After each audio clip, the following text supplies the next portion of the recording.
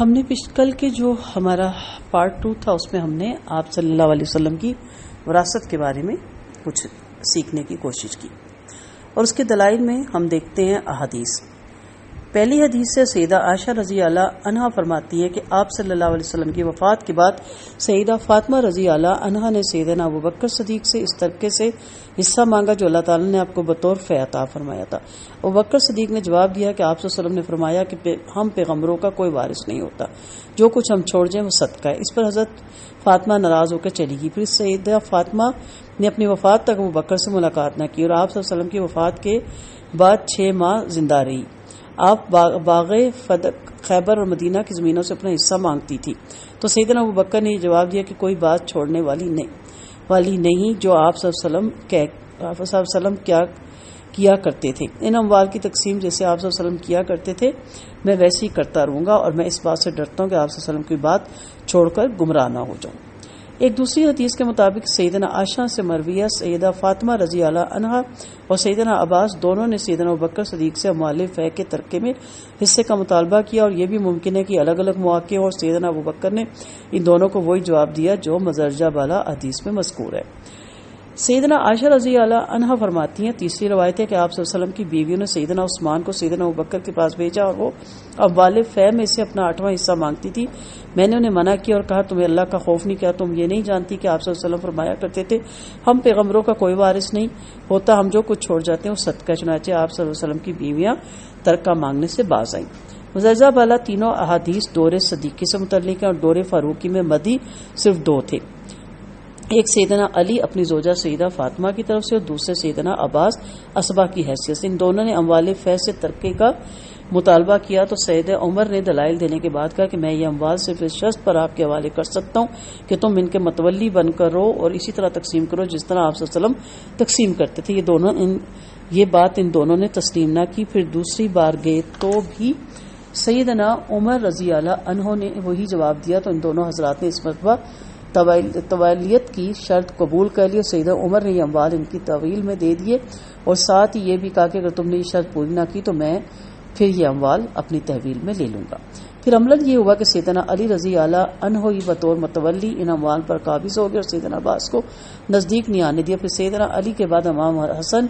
اور پھر ان کے بعد امام حسین، پھر ان کے بعد امام زین العابدین علی بن حسین، اور پھر حسن بن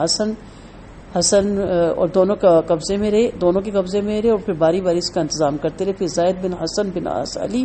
ان کے بھائی کے پاس رہے، اور ہر شخص کے پاس اس طریقے سے رہا کہ یہ رسول صلی اللہ علیہ وسلم کا صدقہ، یعنی حضرات متولی بن کر رہے، مالک بن کر نہیں رہے۔ ٹھیک ہے، اب اس سے آپ کو پتہ چل گیا ہوگا کہ حضرت فاطمہ رضی اللہ عنہا کو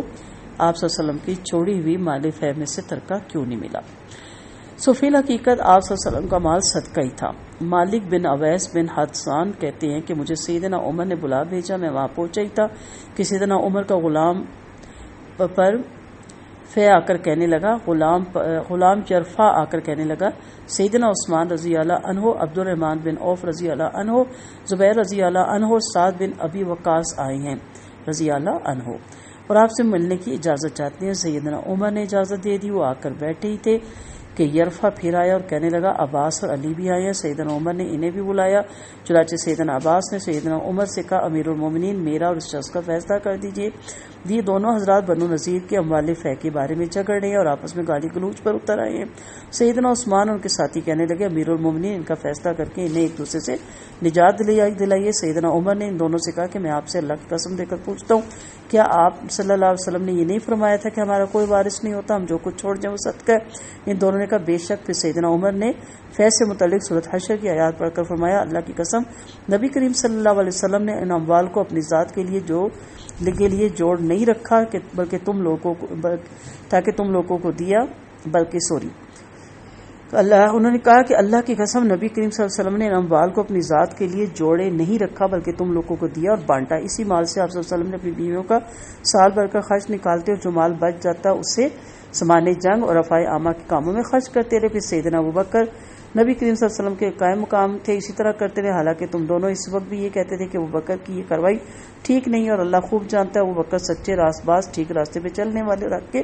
تابع تھے۔ پھر ان کے بعد اب میں ان دونوں کے جانشین ہوا، پھر تم دونوں عباس اور علی میرے پاس آئے، اس وقت تم دونوں کی بات ایک اور معاملہ ایک ہے۔ پھر اے عباس تم اکیلے بھی میرے پاس آئے اور میں نے یہی کہا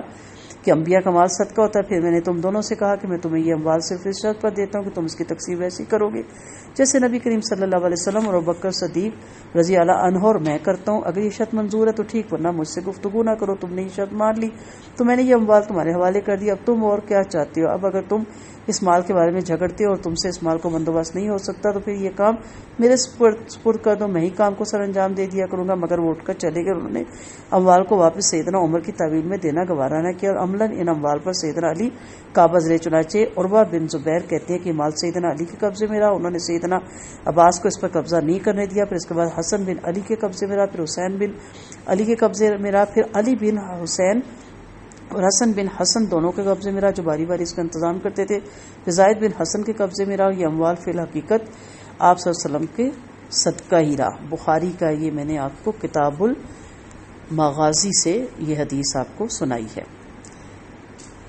ہم نے یہ سب احادیث صرف بخاری سے پیش کی جسے کتب حدیث میں سب سے زیادہ قابل اعتبار اور اعتماد سمجھا جاتا ہے۔ ان حدیث کی روشنی میں غور فرمائیں کہ کیا اس مسئلے میں سیدنا ابوبکر صدیق، سیدنا عمر اور سیدنا عثمان میں سے کسی کو بھی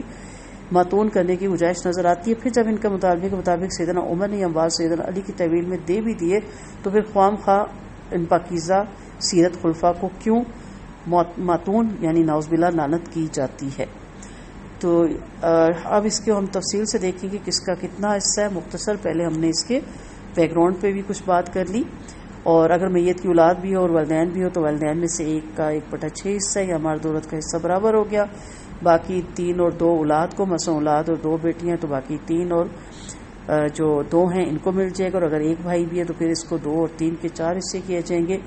2 حصے بیٹے کو ملیں گے اور 1 دونوں بیٹیوں کو، کیونکہ اب بھائی بہنوں کا کفیل ہوگا۔ اگر میت کی اولاد نہیں اور صرف والدین ہو تو ماں کو 3 اور باقی 2 اور 3 باپ کو، اور اگر میت کی بہن 2/3 اور 1/3 ماں کو اور باقی 2/3 باپ کو، اور اگر میت کے بہن بھائی ہوں تو ماں کو 1/6 اور باپ کو 5/6، کیونکہ بہن بھائیوں کی پرورش کی ذمہ داری باپ پر ہے۔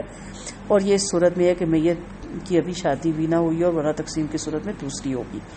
اور پھر مختلف ورثہ کے حصوں کی تقسیم اللہ تعالیٰ کی حکمت کے مطابق ہے، کیونکہ تم بھی یہ نہیں سمجھ سکتے کہ میت کو فائدہ پہنچانے کے لحاظ سے قریب تر کون ہے۔ اب اگلے لیکچر میں جو اس کا پارٹ 4 ہوگا اس میں ہم تفصیل سے ان حصوں پہ جتنی ہماری سمجھ بوجھ ہے اس کے مطابق اس پہ بات کریں گے۔ وآخر دعوانا ان الحمد للہ رب العالمین۔